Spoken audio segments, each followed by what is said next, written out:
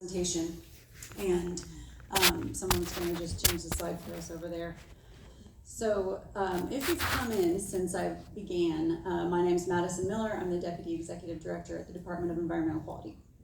And I mentioned it's a process meeting for an air quality PSD construction permit. And if we could go, are you guys working on it again? Okay, can we go down to slide 3? Thank you. Up 1. Yeah, thanks. Okay, I want to break this down a little bit more because there are some limitations around what we're here to discuss today, simply because of where we are in the process at this point. We just have an application in-house. It just completed administrative review and just went into technical review, which means that we are going to start evaluating it. There has not been a permit issued, there has not been a permit decision whatsoever. The purpose of this meeting, as it's laid out and contemplated in the statutes, is to explain to the public the steps in the permitting process, so the public knows exactly at which points in time that there are opportunities for public participation on this permit. This meeting is to clarify, or to clearly explain to you when you have the opportunity to be involved, to submit a comment or to provide input at any point in the process. This meeting is not yet the time to discuss the technical aspects of the permit, but there will be multiple opportunities to do that in the future. At this meeting, we are talking about process only. There's not a substantive draft of the permit to discuss even. The permit application is currently being evaluated for technical adequacy, which is something that requires an in-depth engineering analysis and takes time. It will take us several months. No decisions have been made yet regarding control technologies, emission limits, modeling, monitoring, etc. DEQ is committed to transparency in permitting, and we recognize the strong public interest and concern regarding this permit. There will be multiple future opportunities to meet publicly to discuss and explain the technical aspects of the draft permit as it takes form. And I'll go into this more in a little bit, but DEQ will conduct 2 additional public meetings that are not required by the Uniform Environmental Permitting Act to discuss the technical aspects of the permit, in addition to the regular public meeting opportunity. And just want to clearly state one more time, today's meeting is for air permit. There won't be discussions about water or waste because those topics just simply aren't in front of us today. And there will, like I said earlier in some slides, and my colleague Lee Warden is here, she's a chief engineer for the air quality division. Her presentation will talk about the PSD evaluation, and it will explain those acronyms and talk about what that evaluation looks like. Okay, next slide, please. So this slide is to illustrate how this meeting will be run. I'll give an overview of the permitting process as laid out by statute, and Lee Warden, whom I just introduced, will provide an overview of PSD permitting, including the 4 pillars of PSD, which includes BACT, Best Available Control Technology, NACS increments, Class 1 review, and additional impacts. And there will be an opportunity for the public to ask questions about the process at the end of our presentations. And again, I just want to reiterate, please keep in mind as you ask questions that we are early in this process and no decisions have been made yet about the technical aspects of the permit. We will answer your questions to the best of our ability, but there are many questions that we can't answer simply because we are not to that point yet. However, like I said, there will be opportunities in the future to ask those questions and receive answers before the draft permit is released. Initially, so some logistics about asking questions, we are going to limit speakers to 3 minutes when asking questions to ensure that everyone who wants to speak gets a turn. And please make sure you've signed in at the table in the back of the room if you want to ask a question. And we plan to wrap up around 7:55 or 8 p.m. out of respect for everyone's time in the schools. Next slide, please. So this slide shows, if you have your phone, you can get it out and scan that QR code. It's also on the back of the handout that we've provided. But this is a screen capture of the web page that we have created for this specific project to ensure transparency of the project and to keep the public updated on exactly what's going on with the project. So also I wanted to mention that DEQ maintains a permitting transparency website where all of the tier 2 and 3 permitting actions are already housed online for public viewing. And that was an initiative that DEQ undertook to increase public accessibility to permitting in general. But this webpage that we're showing you here consolidates everything related to this specific project into one place. Currently, only information about this air quality permit application is up because that's all there is, like I said. But when additional permits for water or waste are required, those related documents and further information will be uploaded to this page. Next slide.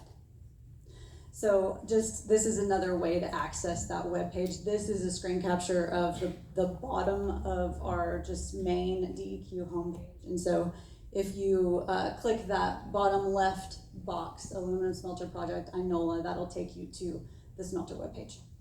Next slide. So before I jump into the steps of the permitting process, I thought it would be helpful to give some context for the different types of air permits that are required and where we are in the stages of development of those permits. A construction permit, which is step 1, which in this case is the PSD permit that we've received an application for, is required to construct the facility. And another permit will be required once the facility is operational. So that's the second bullet, the operating permit. Within 180 days of commencing operation, once the facility is fully constructed and has become operational, the company will have to apply for an operating permit, which is also known as a Title V, and that refers to the Title V of the Clean Air Act.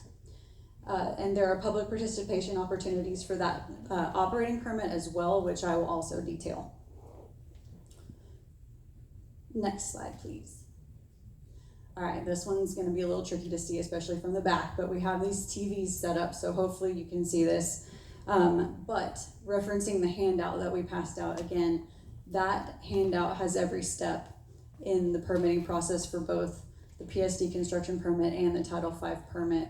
And we've numbered those steps on your handout, and the color changes on the handout of those little circles that have the numbers when you get to the Title V operating permit. So the first numbered steps are for the construction permit. The second set of numbered steps are for the operating permit. All right, so DEQ's permitting processes are governed by state and federal law. And this PSD construction permit application before us is categorized as a Tier 3 in our permitting statute, Oklahoma permitting statute, and that tier has the most opportunity for public participation. The bullet points on this slide contain all of the steps in the process where there's opportunity for public participation, and I have bolded and highlighted and underlined.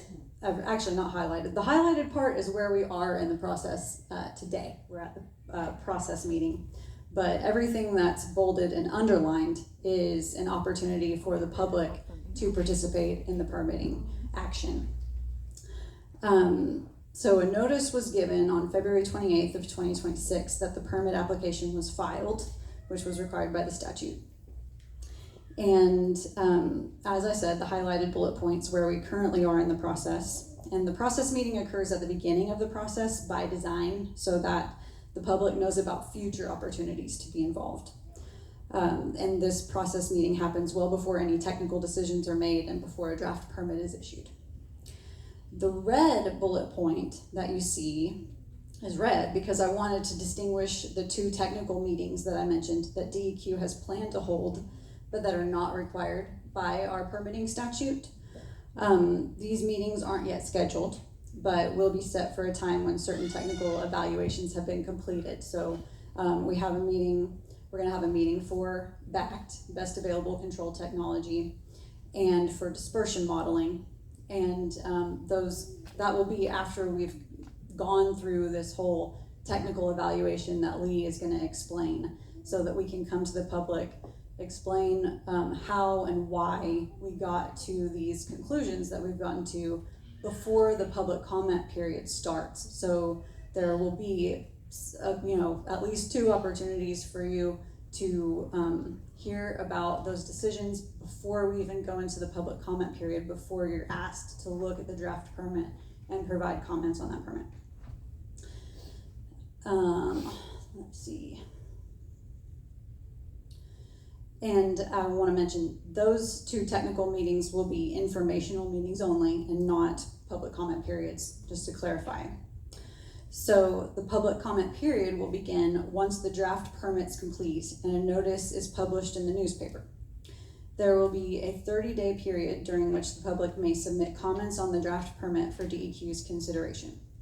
For a PSD permit, EPA doesn't have a specific separate time for review. You'll see when I talk about the Title V permit that EPA does. But EPA may submit comments during the public comment period. And this is also the time during the public comment period which a public meeting may be requested. And DEQ plans to go ahead and schedule a public meeting given the obvious interest in the application. At the close of the public comment period, DEQ has 90 days to respond to public comments received. And the statute provides that DEQ may extend this time to respond to if there is a large volume of comments, DEQ may extend this time to respond to those comments. And after responding to comments and final decision making, DEQ will issue the proposed permit. That's what it's referred to in the statute. And there will be 20 days for anyone to petition for an administrative hearing to review the permit. An administrative hearing is presided over by an administrative law judge, or called an ALJ, and that person contracts with DEQ from the Oklahoma Attorney General's office. And the hearing process is a quasi-judicial hearing, meaning it's not so formal that it's a court of law, but it is presided over by a judge and follow the rules of civil procedure. And upon a final determination by the ALJ and agency action, that final agency action on the permit may be appealed in district court. Next slide, please. So this slide details the Title V permit, the operating permit that I mentioned. So the first permit is to construct the facility. Once the facility is constructed and becomes operational, then it has to get a permit to operate. So by the time it's in this Title V permit process, it's built. Let's see, so once operation has commenced, an operating permit application will need to be submitted within 180 days of that. The operating permit application will be categorized as a Tier 2. This process looks a little different than the Tier 3 process because there are some EPA reviews involved. Once DEQ receives the application, a notice must be given to the public. And upon completion of the draft permit, there will be publication of that draft permit for a 30-day public comment period. And during those 30 days, the public has the opportunity to request a public meeting. After the comment period, DEQ will draft responses to comments within the statutorily required number of days and complete the drafting of the permit. The draft permit with responses to comments will then be submitted to EPA for a 45-day review. And during EPA's 45-day review, EPA may object to the permit. So at the conclusion of EPA's 45-day review, either DEQ will issue the permit if EPA did not object, or DEQ will address any objection or issues identified by EPA. And also at the conclusion of EPA's 45-day review, the public has 60 days to petition EPA to object if EPA did not object during their 45-day. Petitions must be based only on comments submitted during the comment period. And next slide, and that's the conclusion of my slides.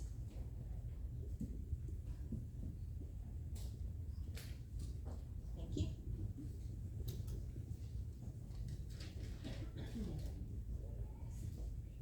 Do you want your notes?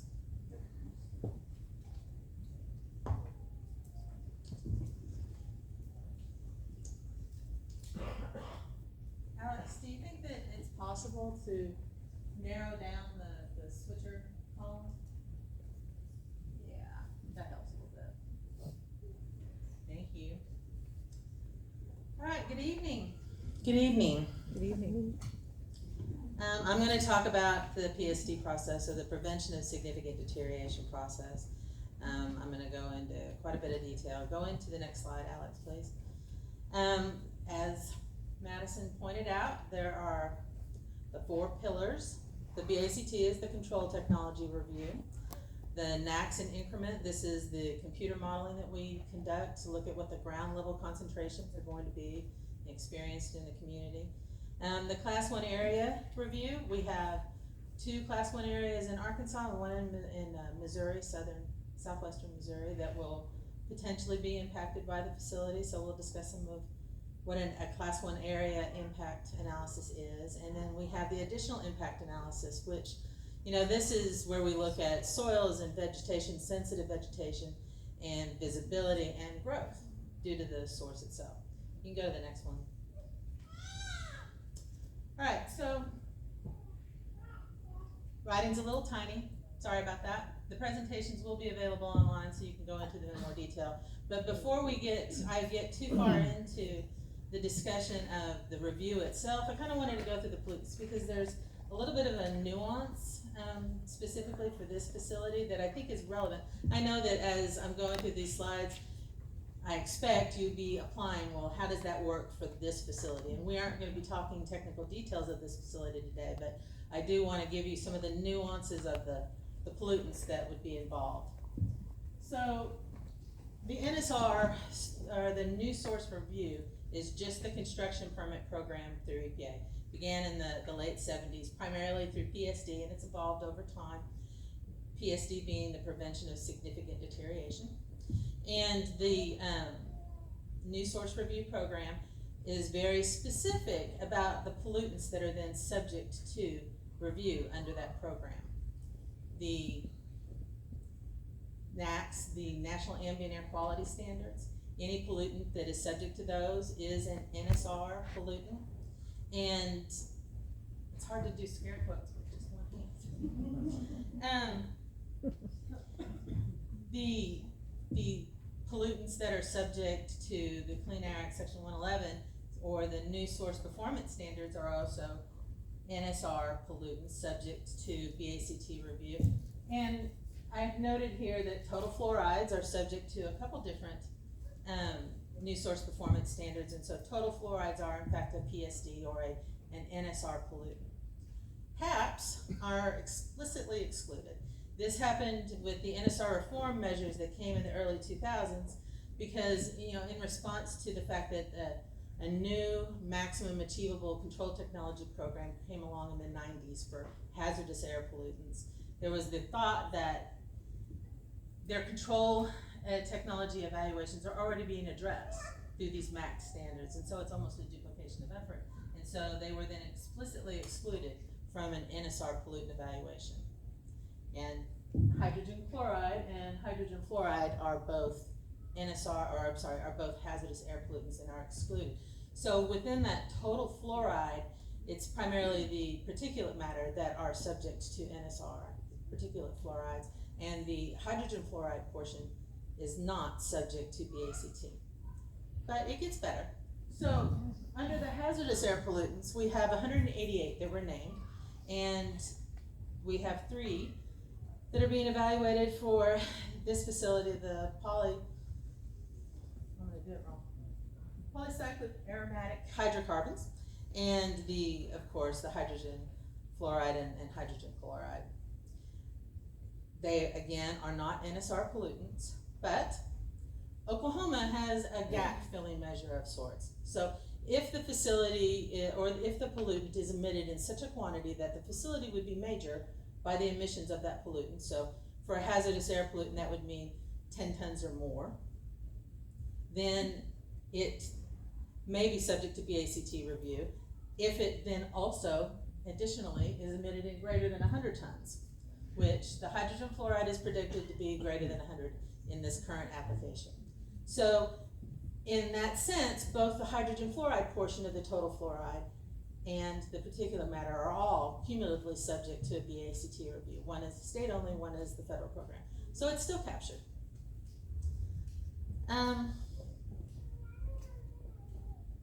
Then I want to talk about this, the additional impacts section. So the way that the language is structured around that portion of the PSD program, or the prevention of significant deterioration, is that additional impacts are not limited to NSR pollutants only. It doesn't explicitly limit the way that the BACT review does. Instead, it says that this is the facility's impact on these environmental values. So it's all the pollutants that would be emitted. And that analysis is where we're looking at soils, can't step on that, soils and sensitive vegetation growth as a result of the facility, and visibility. Alex, you can go to the next.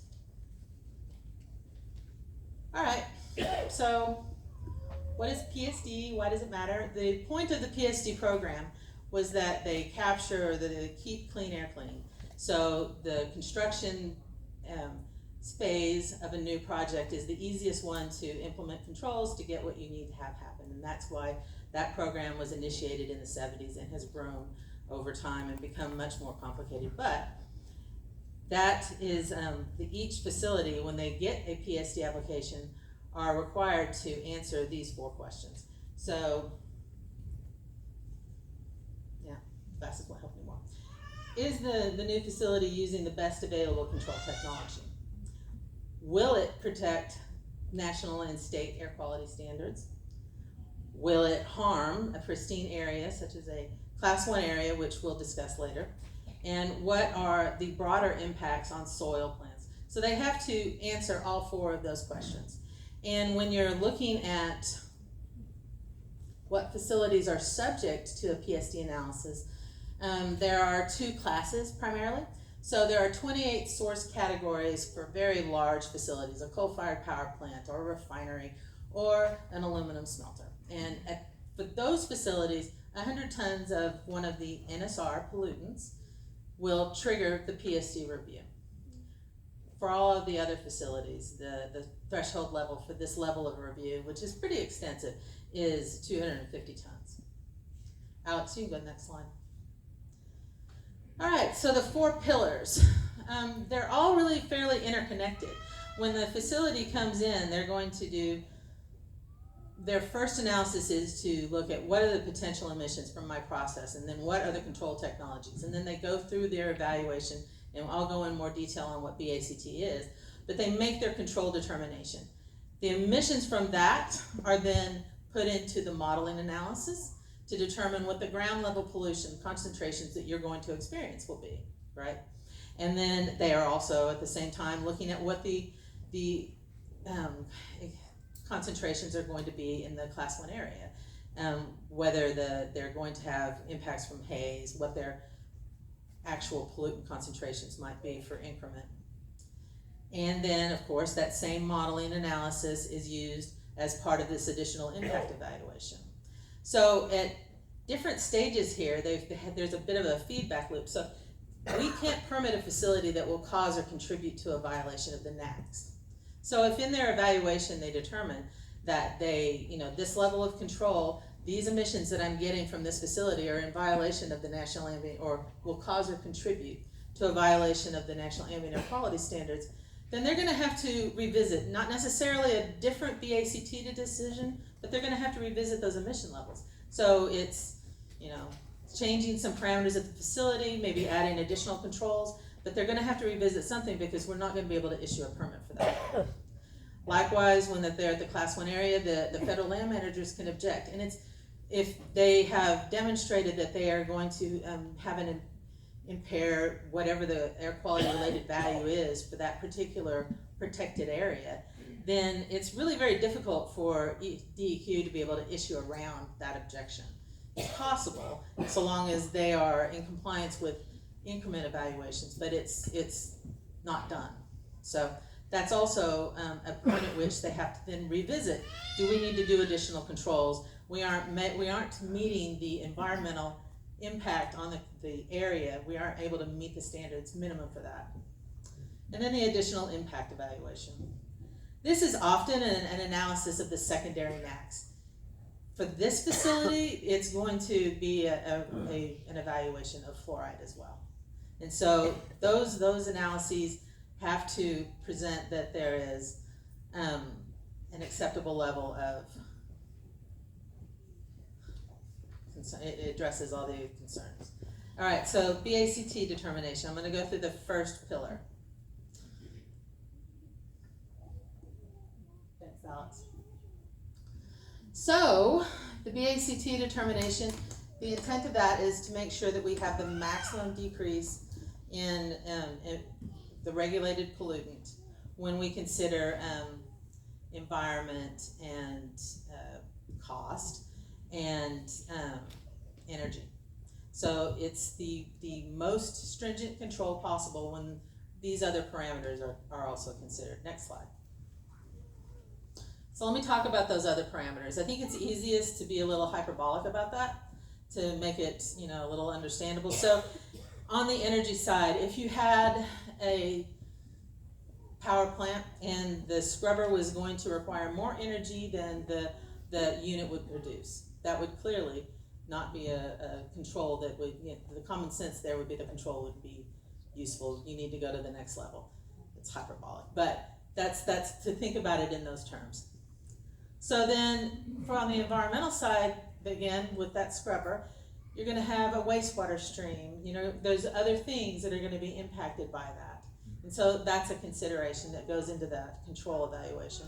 And then finally, the economic evaluation. So you look at the cost, the capital cost of the control, the operating costs, you divide that by the removal of the pollutant, how many tons per year are removed of whichever individual pollutant it is, and that cost per ton is something that you consider. Now, I want to be really very clear, and I've underlined it, that options are not rejected simply because they are expensive. All of these things have to weigh together, and the importance, the significance of the impact has to be also considered. All right, go to the next slide. All right, so I'm going to take you through the top-down analysis process for a BACT control decision. I think that we've heard quite a few concerns, and I want to make it really clear that when you're identifying the control technologies available, you're not just looking at what's been done in the United States, what's been done 30 years ago. You're looking everywhere, internationally, what is possible to control for this facility, okay? And then you're evaluating from those which ones are not technically feasible, and that might mean that, well, this has been bench tested, but it's never been produced at, or used at scale, and so that can be a reason that it's not technically feasible because it's just not proven technology yet. Once you have your list of these are available and now they are technically feasible, then you begin to rank them. Which one is the most stringent? Then we start there, right, with the most stringent control. And you evaluate those three factors, the energy, the environment, and the cost. And if the combination of those issues is so extreme that that control technology is knocked off, then you go to the next one down the list. The ones that survive, you're going to select the ones that is the most stringent. So if they haven't been knocked off by their not technically feasible, or that the environmental cost is too great for this, if they haven't been knocked off for those reasons, then the best available control technology is the one that's the most stringent. That's the one that survived. Alex, you can go to the next slide. All right, so here's some examples of some BACT, and I only really put this out there as to indicate that whenever we do a BACT evaluation, we are required then to enter it into a database so that, once it's been established in Florida that this is a technology that is possible, and Florida, any state, but once you've established that in wherever in the United States that this technology is possible and cost effective, then that sets the floor. So either, at no point can you approve a BACT evaluation for a control technology that is less restrictive than the new source performance standard for that unit, or for the MAC standard for that unit, or for an approved control technology that has happened elsewhere in the country, unless you can prove that your situation is so very different that didn't apply to you. There's always an opportunity to maybe make an argument on things, but for the most part, the database of determinations around the country are a floor, and then we're looking at the top-down analysis to give us the control. At the bottom of this slide, I have a link there So you'll be able to, I can't see you with the glasses off, but I can't see. I hate bifocals, but they should have been better today. Anyway, so you'll be able to go to that link, and if you want to look around at control technologies that have been determined around the country, that's a link you can explore. All right, you can go to the next one. So this is the second pillar, the NACS and increment modeling. So we use computer models. We take that data, as I said, from after the control determination, the facility has presumably made their best bet at a control determination. Then they take those emissions and they put them in the model, plus the velocity, the stack height, the temperature, and you use local meteorology. We happily have a mesonet site in Inola, so we have local meteorology to be able to rely on. And you do this dispersion modeling with AirMod and look at what those concentrations are going to be from the project. If it's a significant impact in the area and knows that level is defined, then the facility has to do a more extensive review where they evaluate both their impact and the impact of other sources explicitly modeled from the area and a monitored concentration. And they're comparing this to the NACS, the National Ambient Air Quality Standards. And if their impact is significant and therefore causes or contributes to a violation, then as I said before, that's where the process starts over in a sense. We have to reduce those emissions or that impact in some manner, raise the stack, buy more land. There are ways to address the ground level concentrations, but that has to be addressed. You can go to the next slide, Alex. It's on the ceiling. Yeah. All right, so the NACs are protected in two ways. The NACs are set. The National Ambient Air Quality Standards are health and environment set, and therefore sensitive populations. So they are the maximum concentration that we should be experiencing in an area. And if the state were to go non-attainment in an area, it would be required upon us to find reductions to get it back. So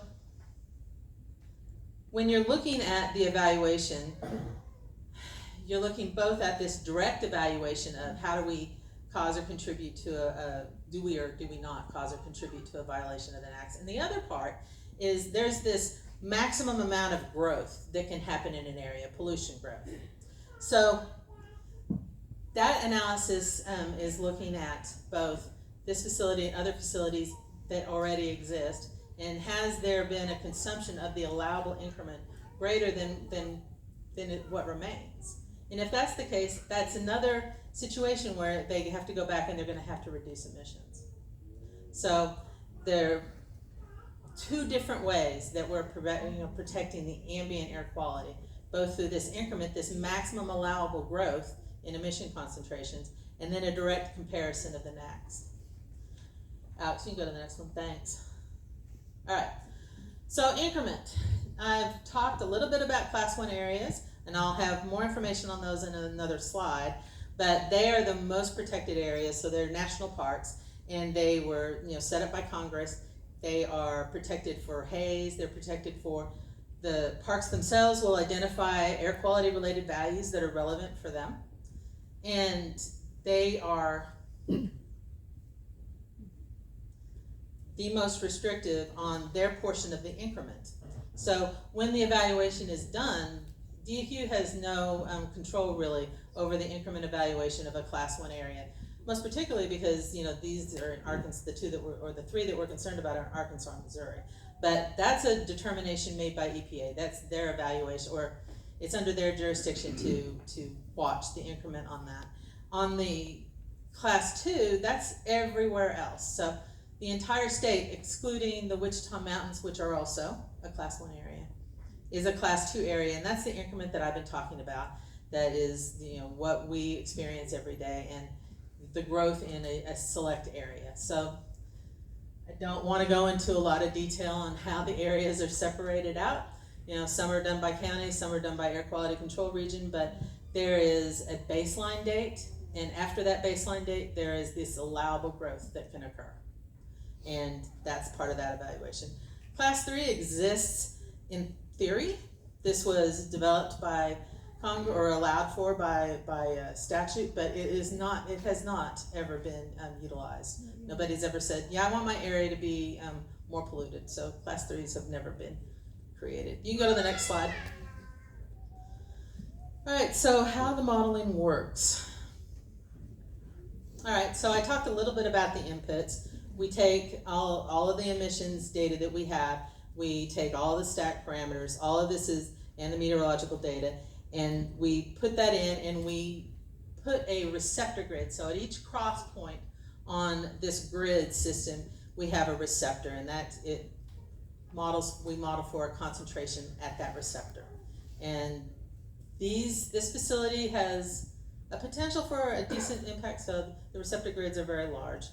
But all facilities look at large receptor grids at first to try and establish where their maximum impact is going to be. The model that we use is an EPA approved model, air model.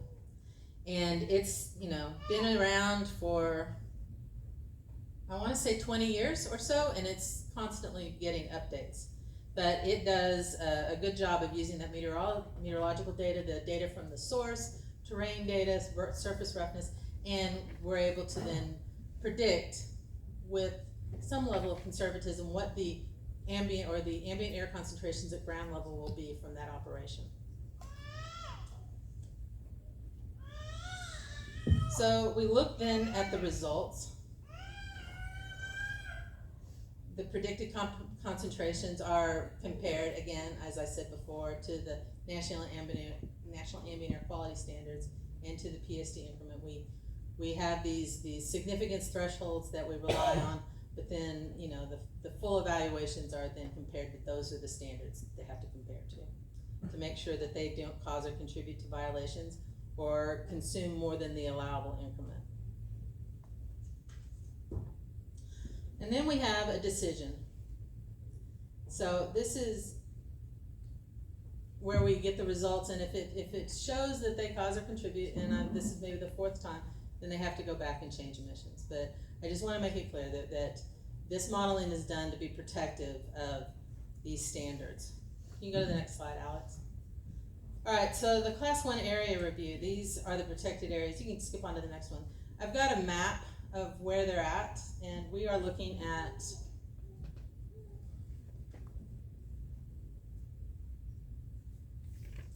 so Hercules Glade here is in the southwest portion of Missouri. Upper Buffalo is north, central, northwest, and Caney Creek is southwest of Arkansas.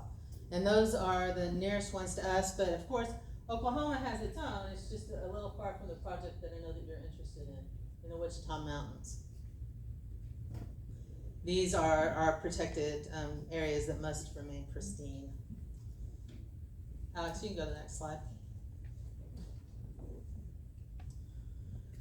All right, so these were designated by Congress.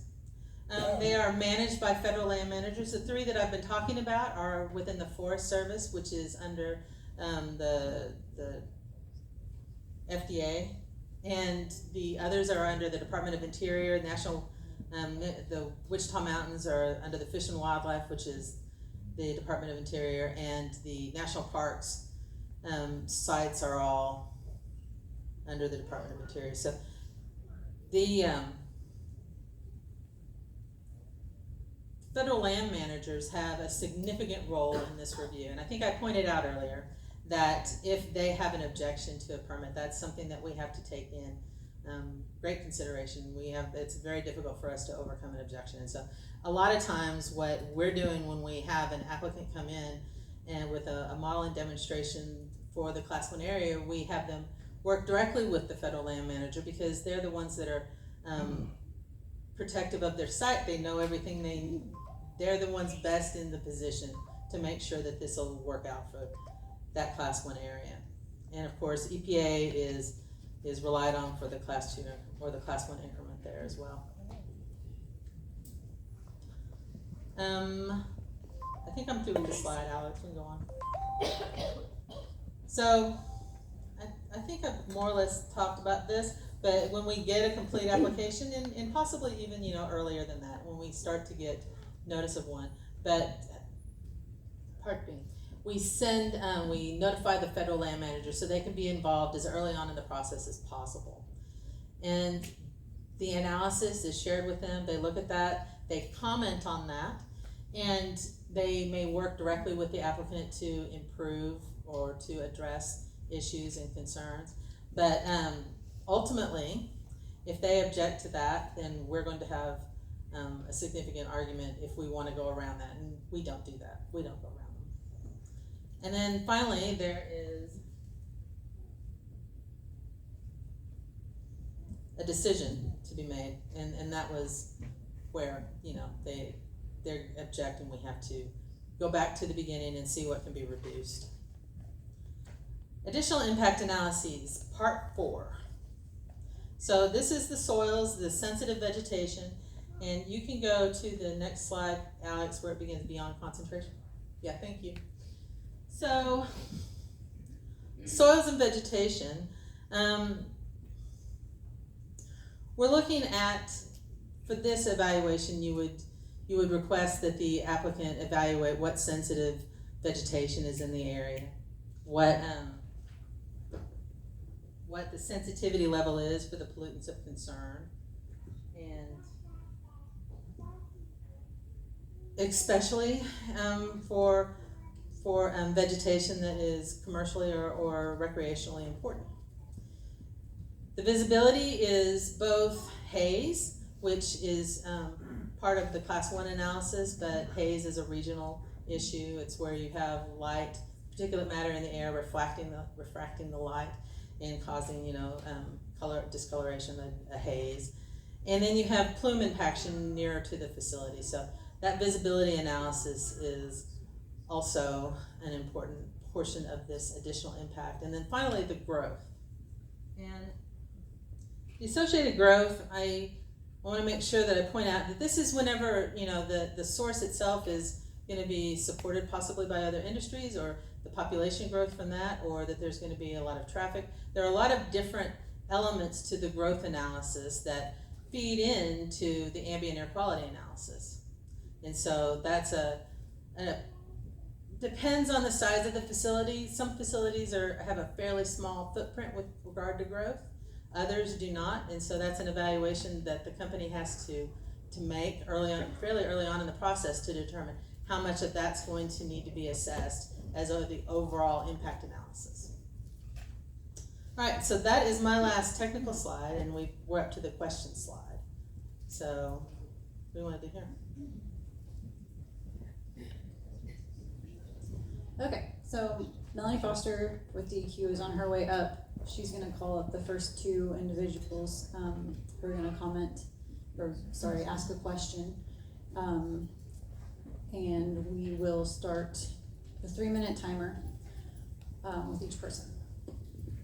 So the first person I have is Beth Richards, and again, apologies if I mess up anyone's name. And on deck after that is Tom and Debbie Gann, if y'all have a question. So Beth Richards.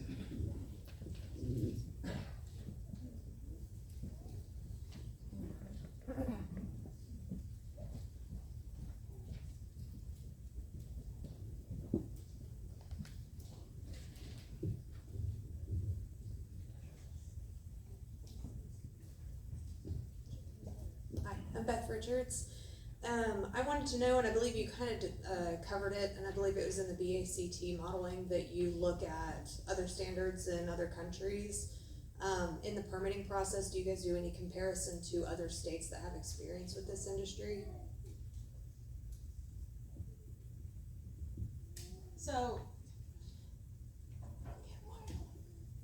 I want to make it clear that we're trying not to be specific about this facility, so I'm going to talk generally about a BACT evaluation, and that's part of what the RBLC database does for us.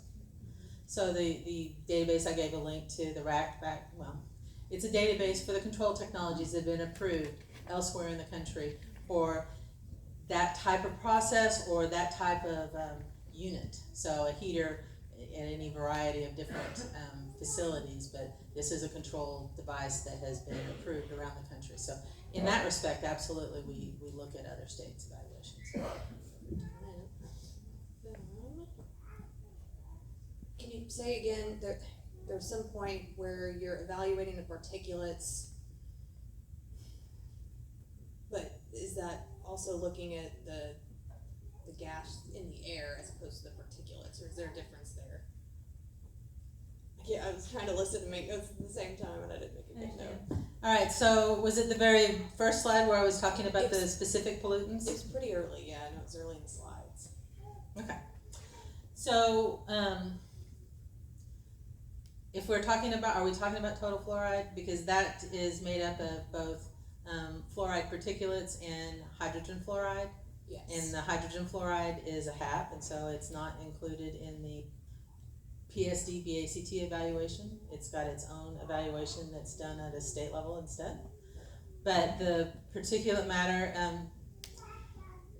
So don't know that I'm answering the question you're asking though. So we do, it's one of the many pollutants that we would evaluate for. So there are particulate matter and sulfur dioxide and carbon monoxide and nitrogen dioxide. These are all NACS pollutants. Mhm. And so if the facility is emitting these pollutants, that's part of the evaluation Okay. for whether they cause or contribute to a violation of the standards that have been put in place for those pollutants. They're both being looked at just in different areas, is that what I'm kind of understanding? The particulate would definitely be part of a NACS evaluation, whether it's a fluoride particulate or not. It would be part of the particulate evaluation, alright, to the extent that it meets PM10 or 2.5. Yeah, go ahead. Thank you. And just, if you'll ask all your questions as best you can up front, we'd appreciate that. Yeah, I interrupted and answered, so I messed the process up, I'm sorry. I'm Tom Gann, and my question is, who gets to decide what is too expensive for the BACT process? The company or DEQ?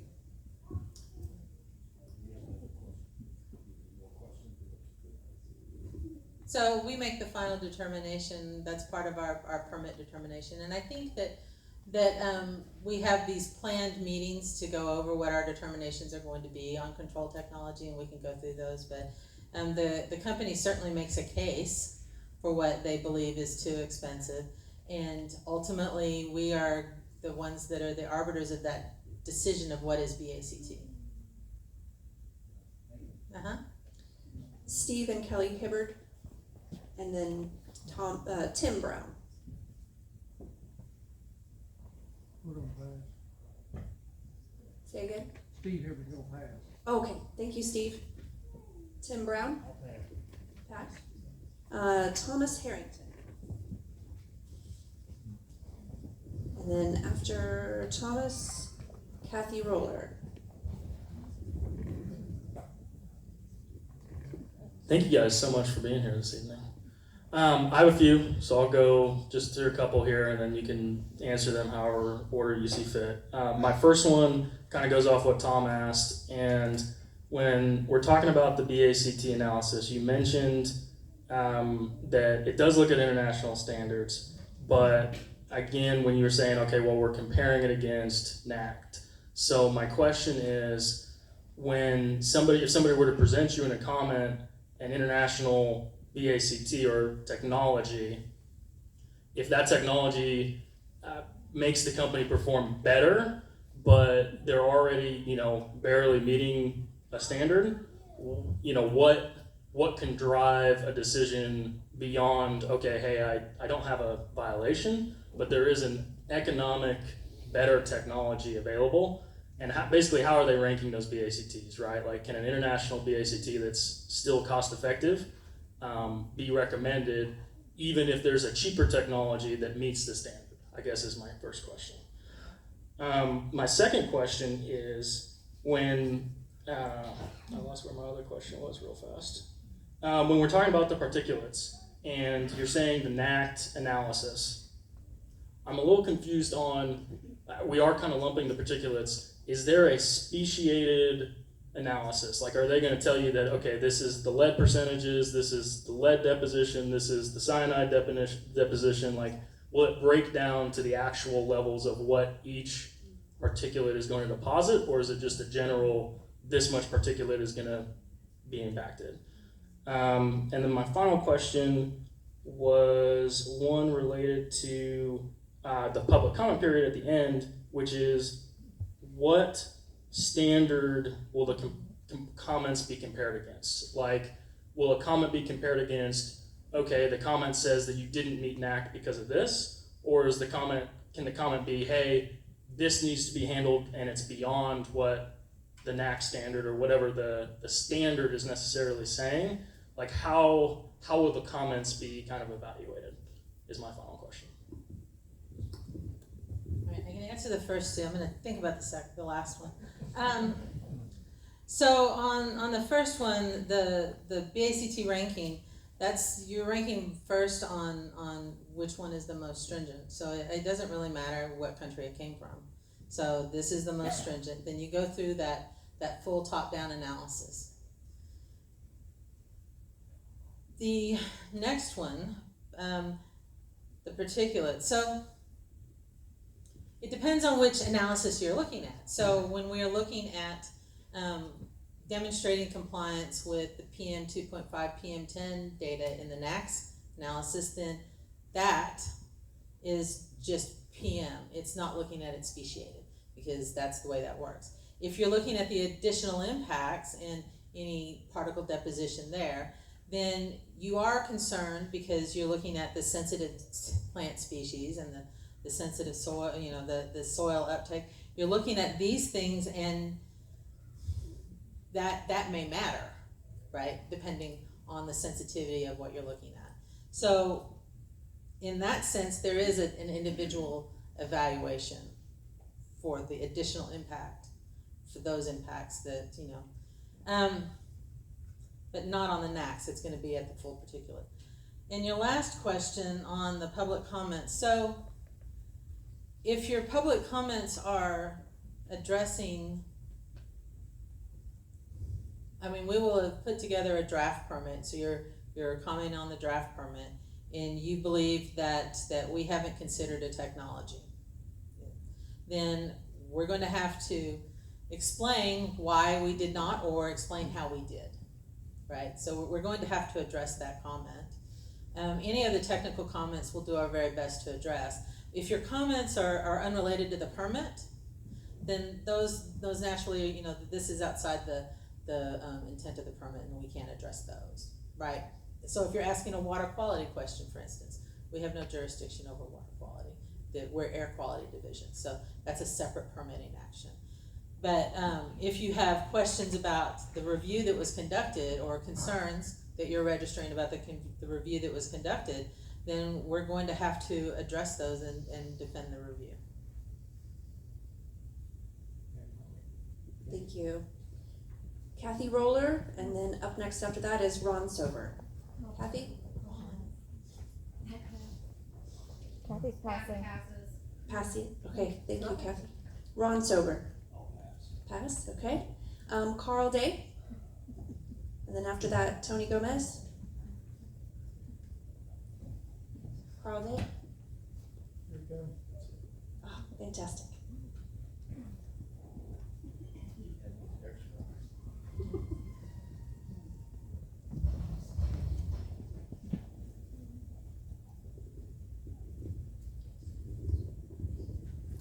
So, in the event that the permit is passed and the company stays inside their permitted levels, but there is a buildup of fluoride on our grasses, what's the next step to take? So I don't know that I want to answer that question at this point, because we are still in the beginning stages of the review, and so that would be trying to anticipate a circumstance that I'm not sure how we would get to. So I think that absolutely those are questions that you would need to ask in the public review if we haven't fully addressed those concerns in the permit. Okay. And that was gonna be advertised in the paper of the date? Yeah, well, so Which paper? Oh, do we not like the one that we've used, is it Claremore, I think? That's where I know one. I'm sorry? Ren, I know what. Well, I understand, We're but not I in didn't Paramore. think there is there a paper here that we should be using? Yes. Yes, ma'am? Okay, well, so we'll be noticing it through the listserv that we've been asking you to sign up for. So that's a great way to find out, the latest information rather than wait for it to be published in a paper. And we will, this is a long process, and so I don't want you to be looking for that draft permit to be coming next month. It's gonna be quite a bit down the road, and we will have scheduled these 2 meetings that we've promised on the BACT review and the modeling review. We will have completed our review at that point. It'll be prior to the public review period and the public meeting that will be subsequent to that, I'm sure. So that's down the road a bit. Thank you. My question too is on, Tony Gomez. My question too is on hydrogen fluoride gas. Yes. Is it accurate that if, the way the, application currently is filled out, if approved, that the plant would be allowed to annually emit up to 425 tons of hydrogen fluoride gas? Well, alright, so again, not technical, but that's not actually what the application indicates. So I think, you might go back and look at that. The total fluoride is not just HF. And I talked about that in one of the beginning slides, that a portion of the total fluoride is hydrogen fluoride, and a portion of it's just particulate matter fluorides. But that's where I don't want to dig too deep into the technical at this point, because we're just at the beginning stages. Thank you. Next up is Dale Duncan, and after him is Jeff Snyder. Fantastic, thank you. Jeff? Yes? Yeah. Thank you. After Dale then will be Michelle. Okay, Michelle O'Quinn? Okay, thank you. I'm Dale Danker, but that's a good idea to sign it Dale Duncan. If you live around here, you might wanna, I should maybe use a different name. That being said, bear with me on my question, please. So, in 2005, I made the unfortunate decision to buy some land, 26 acres, beautiful property. About 10 years later, the city comes along, I think, maybe with the county, and they rezoned that property where this is gonna sit to heavy industry. Fast forward to tonight and listen to you talk and the way that you consider the property and the I don't know, the data points where you like graph that out and say, hey, this is the impact as it moves out. And you take, I presume you take in prevailing winds, state of Oklahoma. So my question is, they've got a dead zone around it, and I'm familiar with where that property's at, trees, and there's a deep water ravine. So after the particulate matters get out past their fence line, if you will, because I don't believe it would be safe to stand over the stack and breathe in the emissions that come out the stack. But I also wonder, like where the school sits at and the children that are here in this town, it's about 3 miles away. Is it gonna be, I'm 3,600 feet away from their property line to my property line. I mean, are my lungs gonna have to filter out more of their pollution, or these kids that go to school here, or does when you give whatever you come to a conclusion with your permitting process, will it say, hey, it's equally safe for everybody, or hey, banker, it's unfortunate that you bought that land there in 2005 because you and your kids' lungs are gonna have to breathe in a heavier load of what comes out of that stack. So my question is, if it's safe, hey, I'm good, my kids are good, my grandkids are good, are we gonna know that from whatever your process is? Are we gonna know, hey, it's safe, but not so much if you live within 5 miles of it, or 3 miles, or inside of 1 mile? Will we know that? That's my question. Thank you.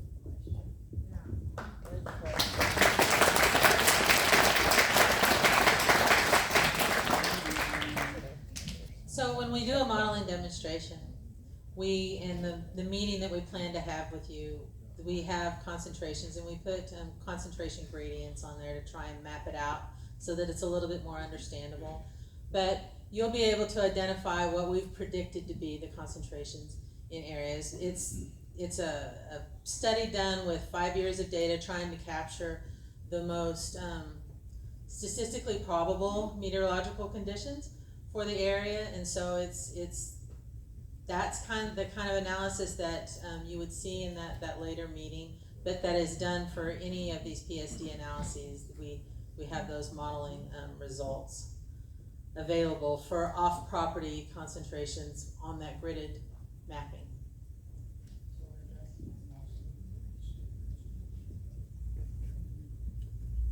Thank you, Ron. And the NAC standards are there to protect public health. I just want to add that, we hear the community's concerns. We're aware of these concerns about health and safety and livelihood and way of life. And our mission at DEQ is to protect public health and the environment, and we take it very seriously. We are an agency full of people who have dedicated their careers to protecting public health and the environment.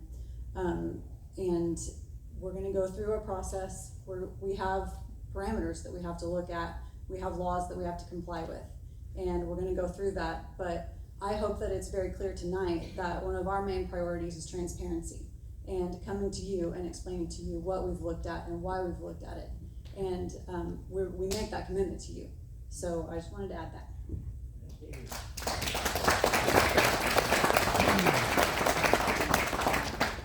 Next up, Chris or Ken Rome, and then Janet Daly. Janet Daly, pass. Thank you.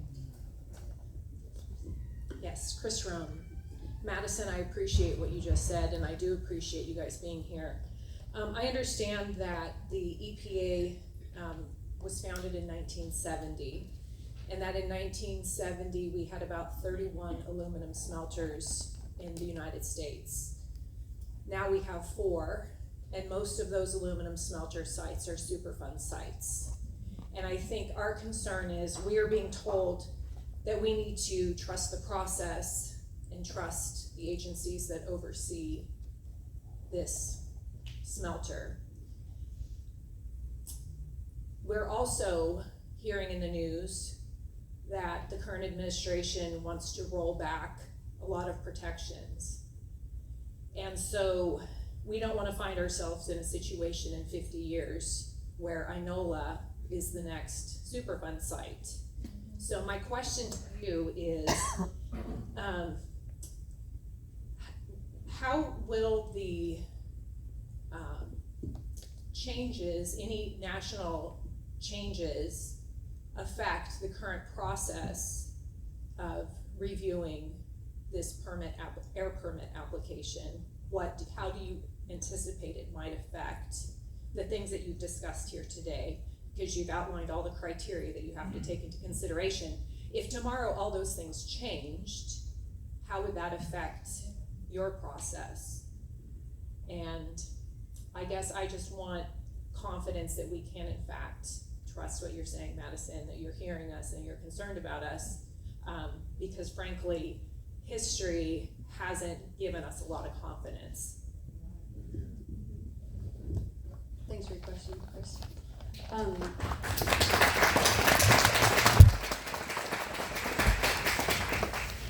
So I mentioned this in my presentation. We are an agency and we derive our authority and duties from statute and from law. And we can't exceed the jurisdiction that we've been given by the legislature. But at the same time, we have to do what the legislature has given us the authority and the duty to do. So we walk that line. We have to uphold the law as it's written. And to your question, Chris, about rolling things back, I'm gonna say that's a little, it's speculative. It's kind of more speculative than I want to wade into before we get to our technical meetings. And that's because we don't know, at this point in time, like nothing about what we have presented tonight is going to change. That is core, like Clean Air Act process. And so we're gonna do that. I would like to defer to a future date, you know, a discussion of what and if, you know, anything else were to change.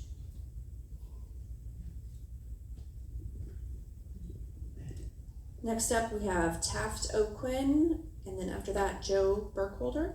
I'm good. Joe Burkholder, I'm good. Okay, pass for Joe Taft.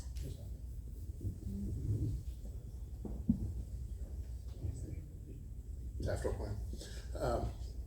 Really focused in on the modeling itself. So to ask them all at the same time, the modeling, is it literally performed by ODEC badged people or a consultant for you? Or does the emitter, does EGA submit to you their model? Or have any submission at all other than what they're emitting? So that's one. Two, the levels that you are modeling. So do you model the permitted levels and stop there? Or do you look at other smelters across the nation, across the world, look at likely accidents as far as what accidents have happened, and try to figure in those accidents to the emission levels for the model?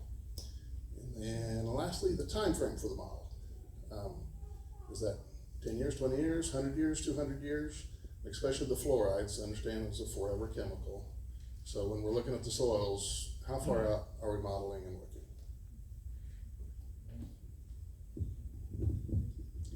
So, as part of the permit application, the applicant does the initial modeling. We review and confirm. We redo it ourselves as well. We have people on staff that have been modeling for quite a long time, and they discuss any concerns that they have with EPA.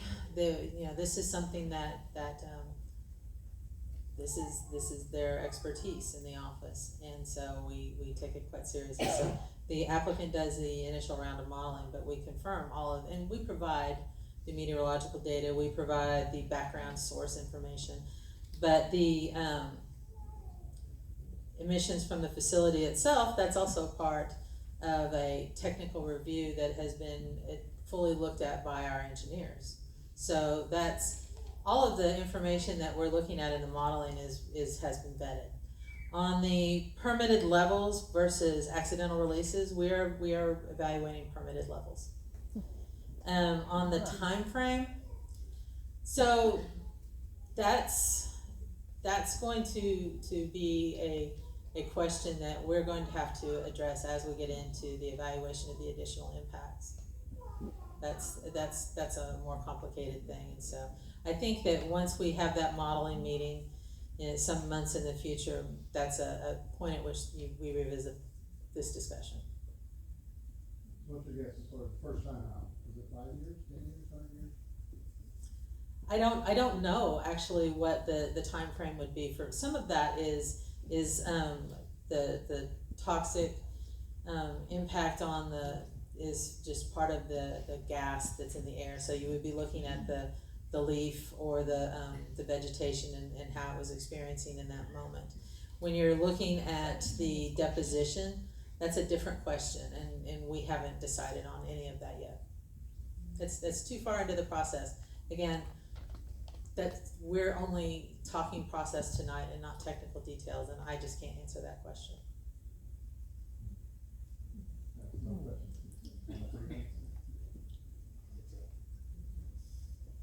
You go sign up again. Kelsey Royce is up next, and Carol Holland after that. Kelsey Royce.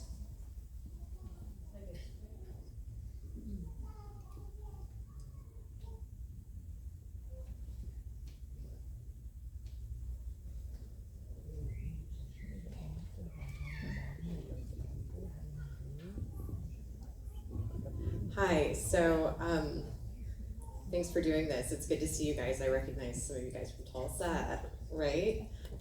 And I think it needs to be said that our communities are under duress here in northeastern Oklahoma. And whether it's the data centers or now with this Black Fox smelter that is being proposed, we are communities under duress, which likely means that as an agency that we fund, you guys are likely under duress too, with this sort of uptick in development. It's something I haven't seen, in my lifetime. But we are asked to pay and pay and pay.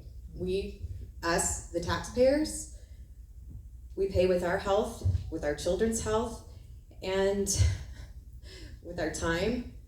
So I just think that needs to be said.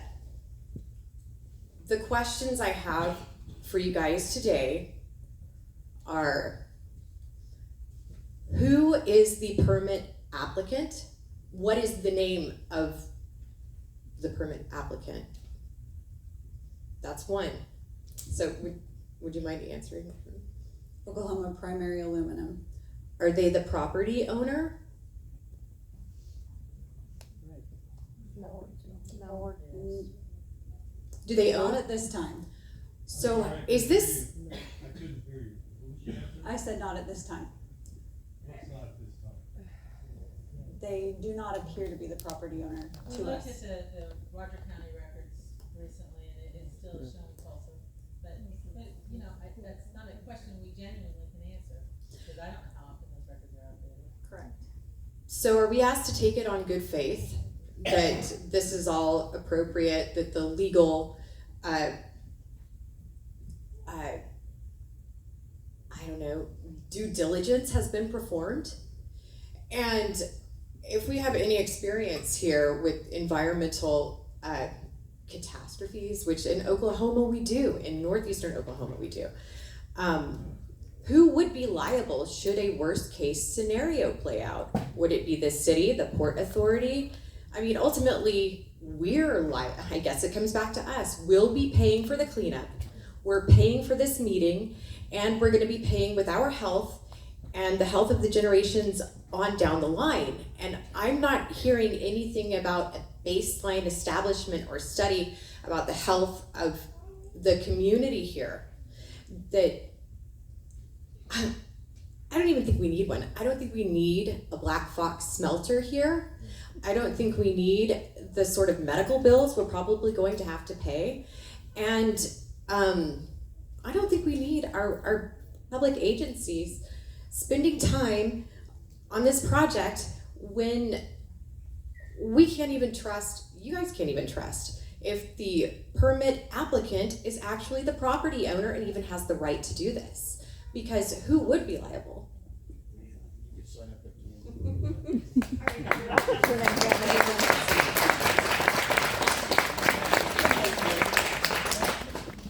Carol Holland, I do want to just mention, Lee's point was important, that, that's just looking at tax records online, and we don't know when the last time those were updated.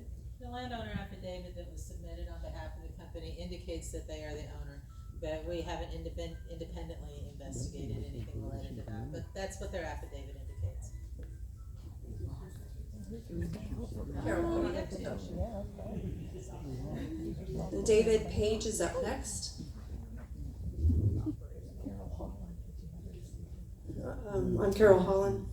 Okay, this may not be the right place to ask. I have, I guess, two questions. This is based on, first of all, the Century Smelter in Kentucky that was closed in, I think, 2023, primarily because of the one thing that I think closed it was the higher energy cost. And from what I understood, the energy that they were required there would be sufficient for 270,000 homes, and this one is supposed to be so much larger that it's like 2.5 times, around 700,000 homes would be the equivalent of the energy required. I have asked this, I don't know how many different people. I have looked up all kinds of different things. The very best thing I have heard, and like I said, this maybe isn't the right place, but if it isn't, when will we know? Because the one thing that I have found is that the energy required would be about 60% through natural gas. The other 40% would be renewable energies, but nobody could answer that. with the, okay, Oklahoma has a whole lot of natural gas. That's one thing, but the electricity required for that is, and everybody knows what Google looks like over here. The energy required would be in the neighborhood of 2.5 times, 2 to 3 times what is required to run Google. So we can identify with that, but nobody's answering where this electricity is coming from and what we're going to use to generate that. And if it is renewable, okay, where are we putting solar panels or wind turbines? Are we going to have wind turbines out here? Or if we can't answer that with this tonight, how and when can we have those answers? Because that's a big concern.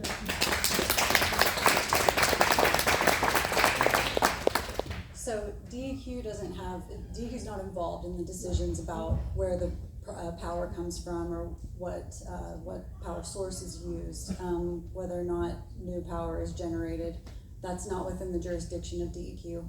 However, if there are new facilities that need to be built, not renewable facilities, but like a power plant or something, DEQ would permit that facility. They would need the construction permit and the operating permit. But DEQ is not involved in making the decisions about what facilities are going to support any. How are we going to know this? When will we have some feedback on it? I mean, I know, who has an answer? That's a lot of electricity on a very fragile grid that we already have. Our infrastructure is so fragile. Yeah, DEQ just can't provide feedback on it. It's just not our jurisdiction. Any part of your technology later on? In our technological review of this permit application. Yeah, but that would still have to do with just So air quality period and that's it. yeah. Correct. Yeah, the energy that the source will use is not part of our PSD evaluation, except for looking at what the control technology energy use. Thank you for your question. Thank you. Yeah, the answer is we still don't know. I mean, it's not your fault, you just don't know. Next up is David Page, and then after him is Neera Singh. Neva? Sorry.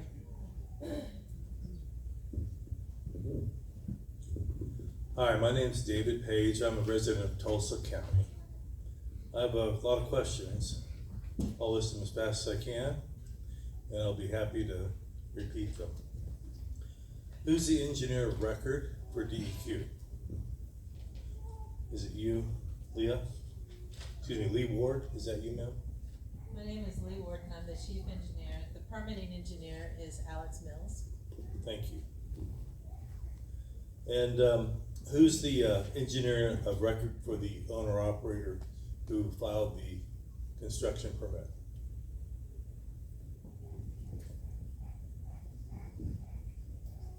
So we're not talking about process right now, but I think. But we are talking about transparency. Absolutely. And we have a website that has the application and it has who has signed it. Has who that is the information on contact, it? and it has who the contact is for the technical contact. Well, I had a hard time looking at the slides, so No, I moved the front and I'm just trying to see. So I'm just asking a question. If you know it, fine. If you don't, say you don't know. Have they broke ground on construction? Just continue asking the question. Okay. How many other PSD permits have been granted in this area in the last 15 years? And what are their names of the applicants?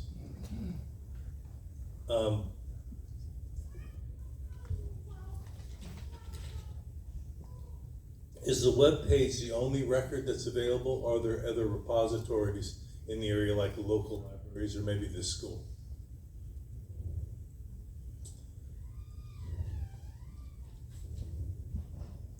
The dispersion modeling,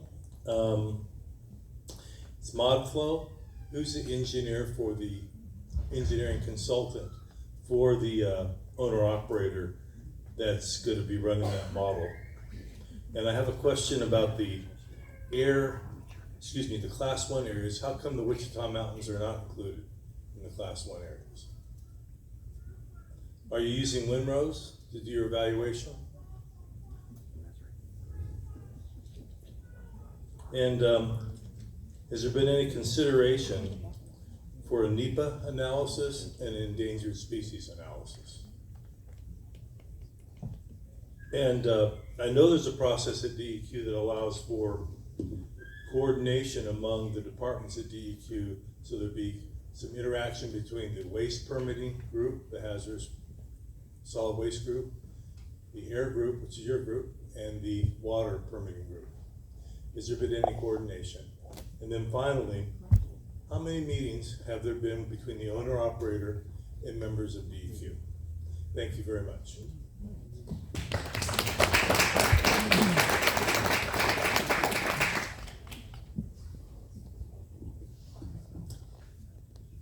All right, so your questions are all technical, more so than process, but I would point out that many of them are answerable on the application itself. And so we have provided links, these URL codes or QR codes for you to use to go out to the website, and you can look at the documents there, and many of your answers can be found there. I don't have knowledge on that one. Repeat the question so I know what your answer is. I'm talking to Madison. I gave you the engineer. That's have they broke ground or not? We're unaware of that, but I would point out the PSD process does allow a facility to break ground while they're in the application process. They are limited otherwise in what they can do without a case by case. Well, they're limited. So, but we're unaware. How many PSD permits have we issued in the area? I think we have a list of our PSD permits on our website. What was your name again? David Page. David Page.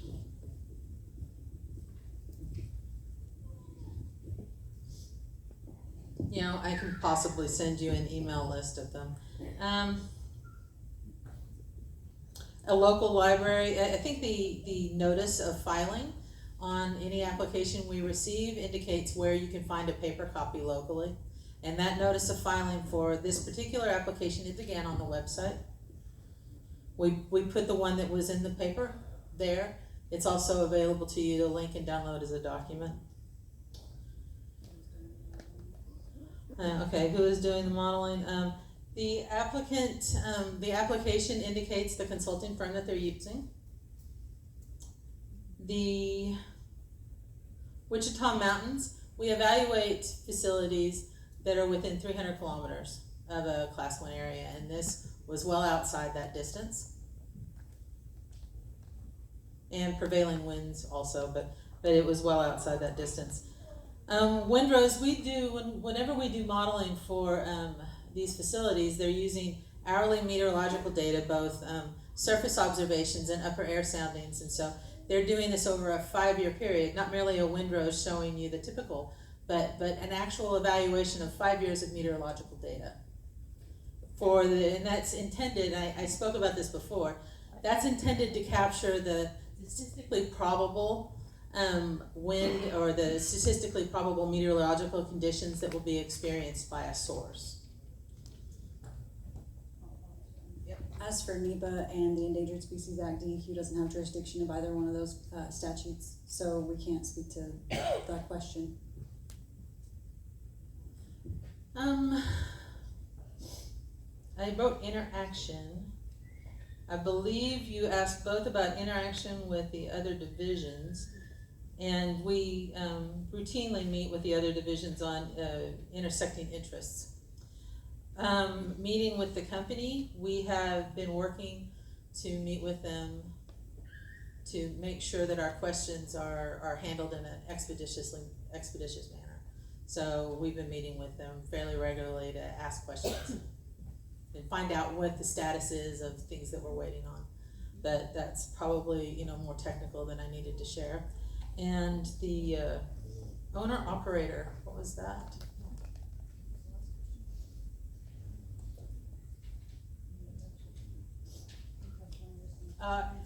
Yeah, and actually, I've not met with the owner operator at all. I've met, only asking questions of where things are at with the consulting firm.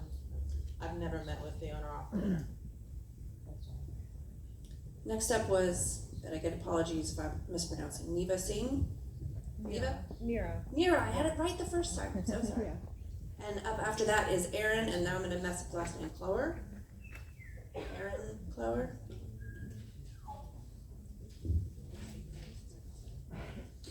My name's Neera Singh. I'm from Tulsa. I come here very concerned about how the pollutants emitted from this aluminum smelter will affect the health of people, plants, and animals in water in this region for generations. The process you described tonight sounds good. It sounds really rigorous. However, we know that the company, generally these large companies aren't always following all the rules. I mean, they might be trying to, but they're not trying to, but there's violations that occur. And so one of my questions is, does ODEQ consider that at all, like the history of the violations of this particular company when they're going through their process? And I have a few more questions if you want me to keep asking, or okay. So does a history of violations, is that somehow coming into your consideration at all about allowing the permits to happen? And then you mentioned that the receptor grid for the facility is very large. I'm just curious how large that is. That was something I was curious about, and my understanding of how some of